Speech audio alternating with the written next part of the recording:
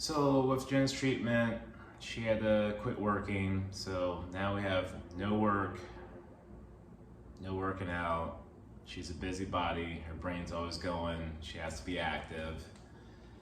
It wasn't the best thing for her. I'm sure you can imagine just like two big parts of your life just taken away due to like treatment for cancer. It's just like like you're gonna be down a bit, which naturally happened. I believe it'll happen to all of us. But like anything, had to adjust your day. I started working out, or I've been working out in the morning. Therefore, like when I get off of work, we can hang out and do things. Where if it's I'm cooking dinner for her and her mom, or we all go out, or Vita would cook dinner for all of us. Then on Thursday, we will watch our TV shows. She'd be like, Kevin, let's watch our shows. So we'll definitely get into the Goldbergs. She loved Barry, like how he would run. Then we'll get into Mixed Dish. I forget the name of the little girl, but I think that was her favorite character. And actually, I think she loved the whole show. That was, Mixed Dish, that was a really funny show. If you haven't caught that, then of course we'll get into the pulling on our heartstrings watching This Is Us.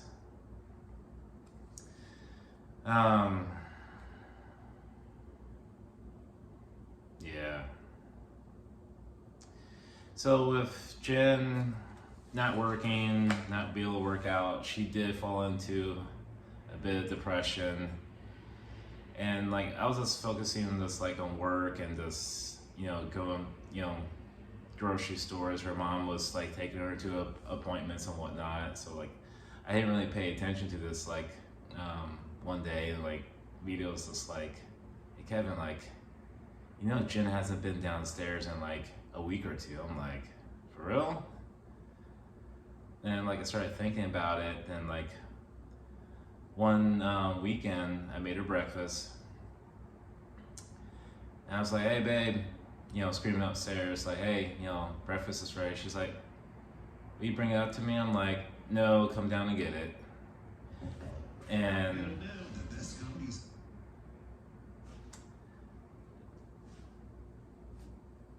she's just like, oh, like she would always like during that period of time she didn't come downstairs. She's like, oh, I'll come downstairs tomorrow, I promise. I'm like, and it's like the next day, and next day, and next day. And I'm like, no, babe, come downstairs. And she comes down naked, that was completely normal in the household. And I had her food sitting outside, and she's like, where's my food? I'm like, it's outside. You might want to put some clothes on. She's like, well, go get it for me. I'm like, no, like you've been upstairs for a week or two, like you need to go outside. And she threw a fit. She started calling me a jerk. She grabbed one of my hoodies. So it's a funny story. So when I first started staying the night over there, we would work out. When I was living in Arizona, I traveled to Vegas to stay over there. We would work out, so I'll just leave my dirty clothes there and she would wash them. And we're FaceTiming one night before we go into bed, and she's like, hey, check me out, I'm wearing your underwear. I'm like, oh, you better not be farting those sons of bitches. I'll be pissed. She'd be like...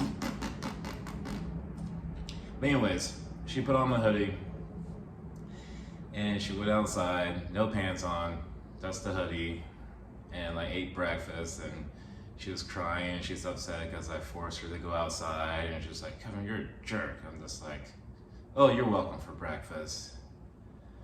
But after that, like I had clients to see, so I left and came back home, and she called for me to come upstairs. I went upstairs and she apologized for calling me a jerk.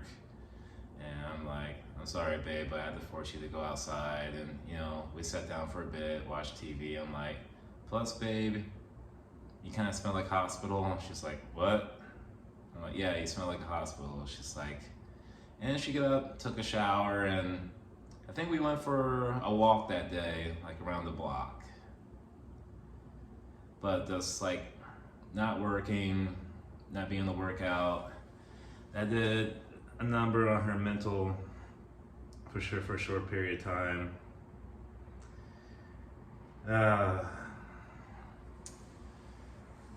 you know, it's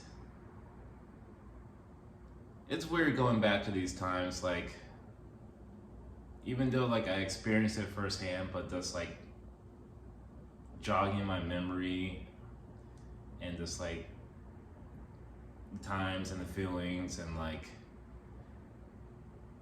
so much changed so fast. Like, I wouldn't say like I necessarily we got numb to it, but just like there was really no time to process, and just like going from a girl, you know, just seeing her, meeting her, you know, will work all day, or there's a time period like she'll be up at like, you know, 4 in the morning, go teach a class at 6, go work all day, do her own personal workout, then go teach, then like we'll go out and get drinks and food later at night. I'm just like, how she keep the style up? Well, granted, you know, she did have a lot of Fruit Punch Rockstar 0 calorie in her system sometimes, but I mean, still though, it's something else. And I remember she would come visit me in Flagstaff, and like we'll go hiking or we'll work out, and like she would take the longest showers. I was like, hey, my water bill's gonna be crazy and my light bill. Like, get out of there. What are you doing? That girl loved the shower. She loved the water. Loved the beach. Loved lakes too, rivers. She's a very nautical person.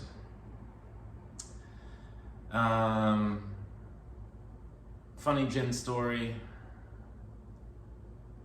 So like before the whole diagnosis and everything, like our typical, I don't know, Friday or Saturday night, if nothing was going on in the city, in Vegas, you know, we would get an Amy's Pizza because it's gluten-free, which I'm not a huge fan of gluten-free food, but Amy's Pizza did have a solid gluten-free pizza. Like the first time I had no clue. And we'll get like a bag salad, and we'll church it up with like avocado and other vegetables and whatever salad dressing. And we'll just sit on the couch and just watch TV or watch a movie. And you know, Jen would, we had one of those big metal mixing bowls, and we'll just take turns eating out of the salad or eating out of the bowl. And it's like every time. Oh, she was so nerdy sometimes. She would just like look at me and be like, hey, good salad, huh? I'm like, yeah, babe, good salad. This particular time, so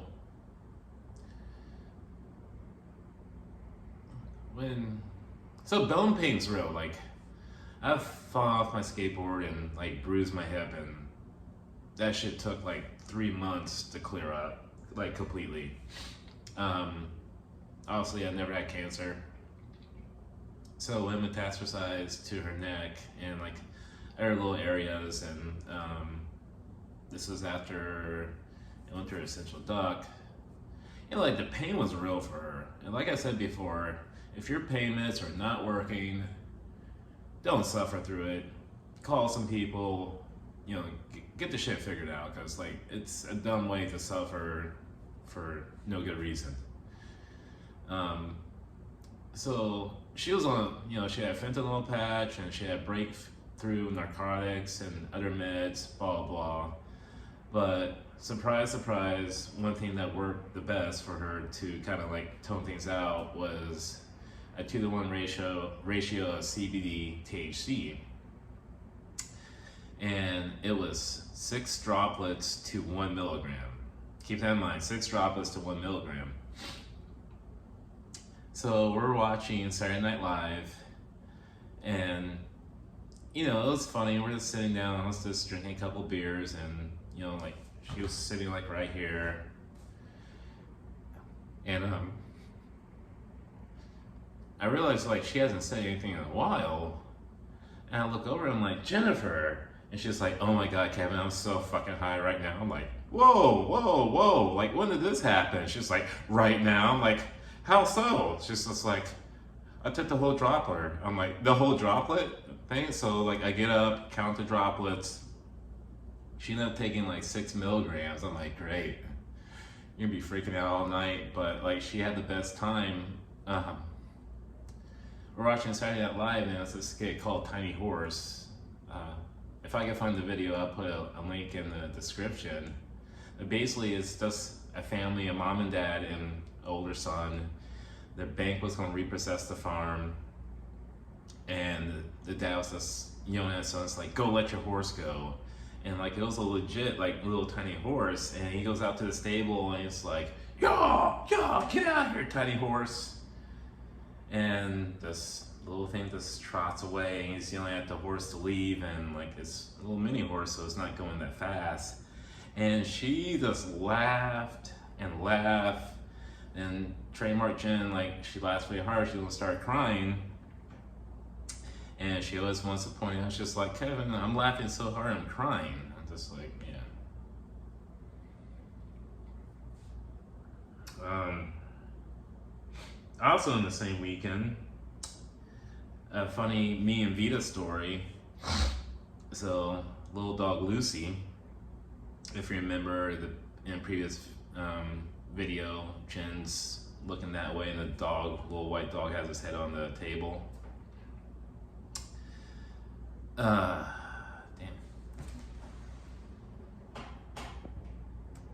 The dog was on the table, so Vita would let the dog go out to the bathroom at night, and sometimes the dog wouldn't want to come in, so she's just like, well, she's not going to run away. So I want to go to the bed, and the dog goes to the outside, so I open the door, I'm like, Lucy, come on, let's go inside. The dog wasn't listening. So I go out there, and we had a whole bunch of plants in the backyard, so I'm trying to chase this dog around, and the dog slipped the fence. So it was like 11:30 at night. I'm just like, shit. I'm in my bare feet, running after this damn dog. I cornered it, it started yelping, and like, it squirmed out of my hands. I chase it. I probably ran about 2 miles chasing after this damn dog. Run back home, get Vita. I'm like, Vita, get in the car. Your damn dog ran away. She's flipping out. We're in Jen's car. We're driving around Mountain's Edge. Map over here. Vita has the window down. She's yelling, Lucy, Lucy. We drove around for half an hour, and she's just like, Kevin, let me out. I'll walk home from. Like, you're not walking home from here. She had torn meniscus at the time. And we're out there just driving. She's yelling out the window, Lucy, Lucy. And sure as shit, this little shithead dog comes running up to the car. And get the car, and I'm just like, all right, crisis done. Get back home. Dog in the house. I pour myself a bourbon. I pour Vita a bourbon. We're sitting down on the couch with that damn dog. And I look at Miss Vita Gay. It's like, that's the last time I chased after that damn dog.